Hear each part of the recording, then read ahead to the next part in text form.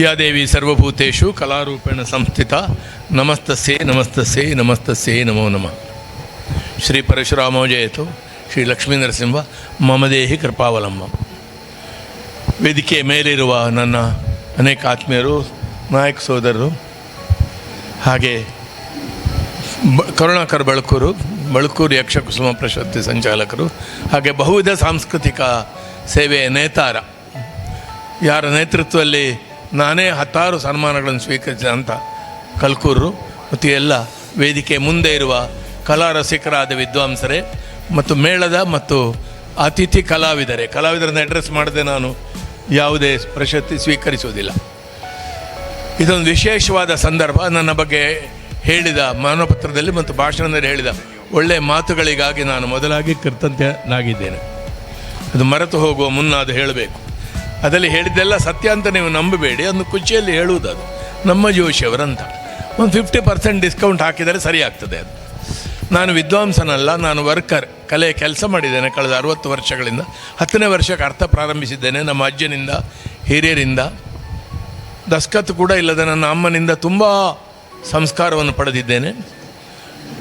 ನಮ್ಮ ಊರಿನ ಕಲಾವಿದರಿಗೆ, ನನ್ನ ಹಿರಿಯರಿಗೆ, ನನ್ನ ಕುಟುಂಬಕ್ಕೆ, ನನಗೆ ಯಾವ ಉಪದ್ರವೂ ಕೊಡದೆ ನನ್ನನ್ನು ಕಲೆಯಲ್ಲಿ ಪ್ರೋತ್ಸಾಹಿಸಿದ ನನ್ನ ಮನೆಯವರಿಗೆ, ಮನೆಯದನ್ನು ನೋಡಿಕೊಂಡ್ರೆ ಅಲ್ವ ನಮ್ಮದು ಇದೆಲ್ಲ ನಡೆಯುವುದು, ಮತ್ತು ಮಾತಾಡುವುದನ್ನು ನನಗೆ ಕಲಿಸಿದವಳೆ ನನ್ನ ಅಮ್ಮ, ಆಮೇಲೆ ಅಮ್ಮನ ಸೊಸೆ.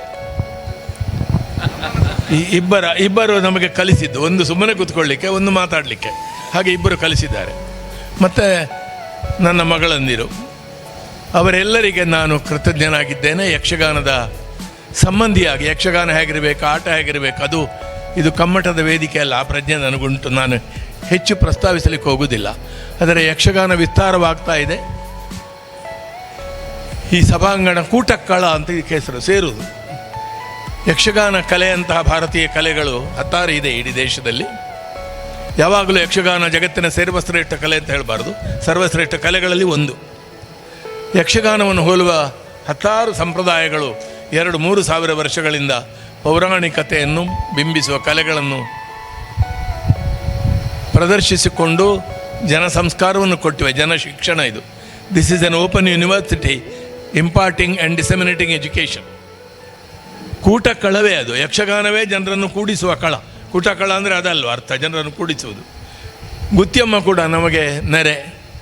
ನಾನು 30 ವರ್ಷದಿಂದ ಕೆಲಸ ಮಾಡಿ ನನಗೆ ಬದುಕಿಗೆ ಆಧಾರವನ್ನು ಕೊಟ್ಟ ಬೆಸೆಂಟ್ ಹತ್ರ ಇದೆ. ಶೈಕ್ಷಣಿಕ ಯಶಸ್ಸಿನ ದೊಡ್ಡ ಮಾದರಿ ಇವರ ಸಹೋದರರೇ ಮಾಡಿದ ಎಕ್ಸ್ಪರ್ಟ್ ಇದೆ. ಈ ಸಾನ್ನಿಧ್ಯದಲ್ಲಿ ಶಾರದವೂ ಉಂಟು ಇಲ್ಲಿ ಹತ್ತಿರ. ಈ ಸಾನ್ನಿಧ್ಯದಲ್ಲಿ ನಾವು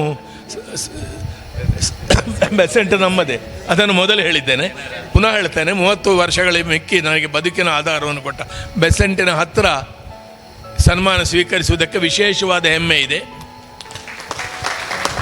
ಈ ಸಂದರ್ಭದಲ್ಲಿ ಯಾರ ಹೆಗಲಗಳ ಮೇಲೆ ನಾವಿದ್ದೇವೋ ಆ ಎಲ್ಲ ಕಲಾವಿದರಿಗೆ, ನನಗೆ ಅಂದರೆ ನನಗೆ ಸಿಕ್ಕುವುದಲ್ಲ ಅದು, ಇದು ಕಲೆ ಒಬ್ಬನದಲ್ಲ.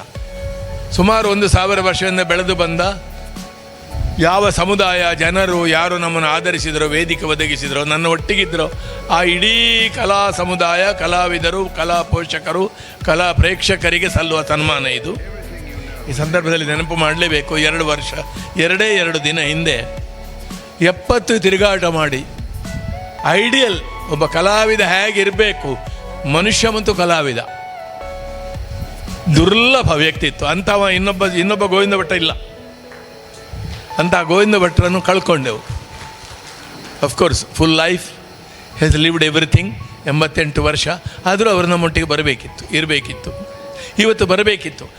2 ತಿಂಗಳ ಹಿಂದೆ ಹೇಳಿ ಕಳಿಸಿದರು ಜೋಶಿಯವರು ಬರಲಿ ಅಂತ. ಅವ್ರ ಮನೆ ನಾನು ಸ್ವಲ್ಪ ಉದಾಸೀನ ಮಾಡಿದೆ, ಕಾರಣಾಂತರ ಕಳ್ಕೊಂಡು ಬಿಟ್ಟೆ.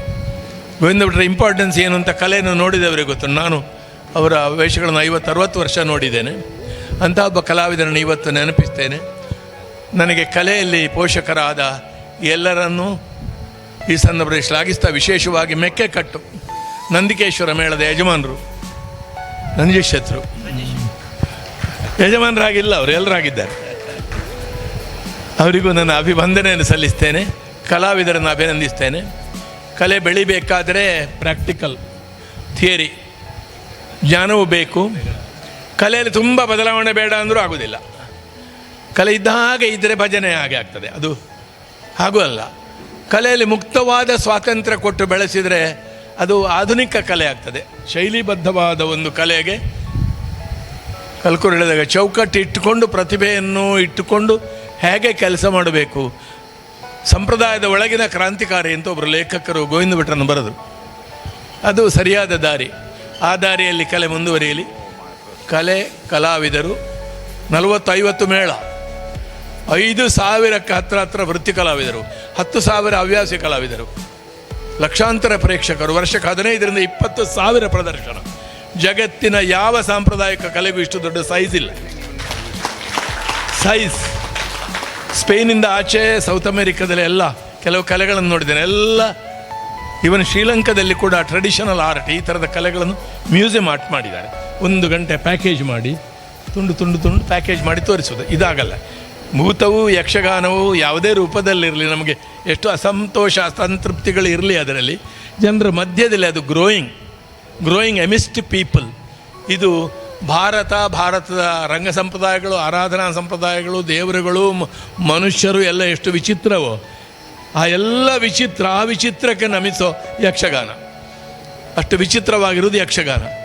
ಅದರಿಂದ ನಾನು ವೇದಿಕೆ ಗಳಿಸಿದ್ದೇನೆ. ಲೆಕ್ಚರರ್ ಆಗಿಯೂ ನಾನು ಗುರುತಿಸಲ್ಪಡಬೇಕು ಅಂತ ಒಳಗೆ ಆಸೆ ಇದೆ.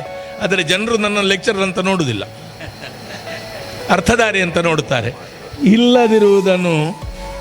ಇರುವುದನ್ನು ಬಿಟ್ಟು ಇಲ್ಲದಿರುವುದನ್ನೇ ಬಯಸುವುದು ಬದುಕಂತೆ. ಹೀಗೆ ಸಾಗ್ತಾ ಇದೆ. ನಿಮ್ಮೆಲ್ಲರ ಅನುಗ್ರಹದಿಂದ ಸಾಧ್ಯ ಆದರೆ ಇನ್ನೊಂದು 2-3 ವರ್ಷ ಅರ್ಥ ಹೇಳಿಯನ ನಾನು. ಅದೇ ಸುಮಾರು ಮತ್ತೆ ಹಿರಿಯನಾಗಿ ಎಂಥದ್ದು ಆಶೀರ್ವಾದ ಕೈಯಿಂದ ಕಿರಣ ಬರುವುದು ಸಿನಿಮಾದಲ್ಲಿ, ಬೆಳಕೆಲ್ಲ ಬರ್ತಲ್ಲ, ಹಾಗೆ ಅವರು ಹೇಳಿದ ಪ್ರಭೆ ಅದು. ನಿಮ್ಮೊಟ್ಟಿಗೆ ನಾನಿದ್ದೇನೆ ಸದಾ ಸರ್ವದಾ, ಯೋಗ ತುಜಾ ಘಡಾವ. ನಮ್ಮ ರಾಮದಾಸರು, ನಾನು ಮರಾಠಿ ಅದರಿಂದ ಆ ಮಾತನ್ನು ಹೇಳಿದ್ದೇನೆ. ಸದಾ ಸರ್ವದಾ ಯೋಗ ತುಜಾ ಘಡಾವ, ತುಜೆ ಕಾರಣಿ ದೇಹ ಮಾಜ ಪಡಾವ. ಅರ್ಥ ಹೇಳ್ತಾ ಇರುವಾಗಲೇ ಹೋಗಿಬಿಡಬೇಕು ಅಂತ ಆಸೆ ಉಂಟು. ಅದನ್ನು ನಂದಿಕೇಶ್ವರ ನಡೆಸಿಕೊಟ್ಟಾನು. ಎಲ್ಲರಿಗೆ ನಮಸ್ತೆ. ನಾನು ಭಾಷಣ ಪ್ರಾರಂಭ ಮಾಡಲಿಲ್ಲ. ಆರಂಭ ಮಾಡದಿರುವ ಭಾಷಣವನ್ನು ಈಗ ಮುಗಿಸ್ತೇನೆ. ಯಾಕಂದರೆ ಕೇಳುವವರ ಮೇಲೆ ನನಗೆ ಸ್ವಲ್ಪ ಪ್ರೀತಿ ಉಂಟು. ಇನ್ನು ನೀವು ಪೂರ ಬಯಲಿಕ್ಕೆ ಆರಂಭ ಮಾಡುವ ಮೊದಲೇ ವಿಶುದ್ಧ ಜ್ಞಾನದೇಹಾಯ ತ್ರಿವೇದಿ ದಿವ್ಯ ಚಕ್ಷುಷೆ ಶ್ರೇಯಪ್ರಾಪ್ತಿ ನಿಮಿತ್ತಾಯ ನಮಃ ಸೌಮಾರ್ಧಧಾರಣೆ ಸಮಾಂಪಾತು ಸರಸ್ವತಿ ಭಗವತಿ ನಿಶೇಷ ಜಾಡ್ಯಾಪ.